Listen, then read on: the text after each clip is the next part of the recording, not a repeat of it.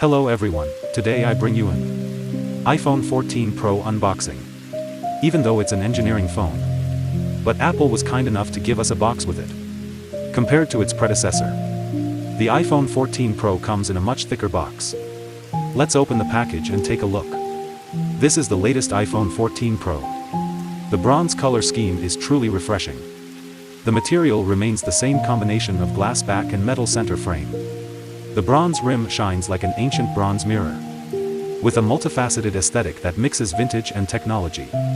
Put the phone aside. At the bottom is a 20W charging head and charging cable. But this charging cable is a double C port. Let's look at the bottom of the phone. It has indeed changed from a Lightning port to a Type-C port. This means that all Apple's Pro, probably the entire lineup, uses Type-C. Finally, one line for the whole world. From the outside, compared to the 14 Pro's rear camera, this 13 Pro is a full size smaller. This is a little difficult to understand.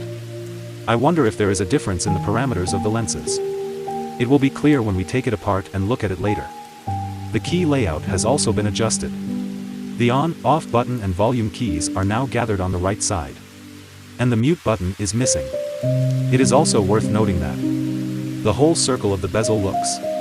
There is not a single antenna break to be found.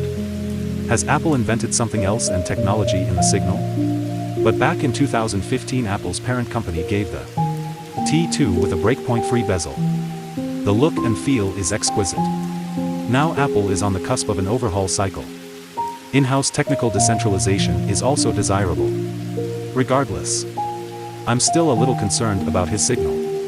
But the overall feel is very strong indeed. In contrast, the bezel on this iPhone 13 Pro, it looks very broken. Light up the screen. It's really an exclamation point. But with the in-buff of the Apple, this screen still displays a unique sense of refinement. When playing games, here it shows more of the screen compared to the bangs. Wide video playback is not obscured here either. It does enhance the viewing and gaming experience to a certain extent. Let's take a look at how much the screen display has improved. It's hard to tell with the naked eye for a while. None of the parameters have been disclosed yet. But the smoothness of the touch control, the difference can be clearly felt, compared to the 120Hz variable refresh rate of its predecessor. Personally, I feel it's a quantum leap. The smoothness is very noticeable. Even the transitions are hard to perceive. Then look at the camera. Part of the camera is a turn smaller.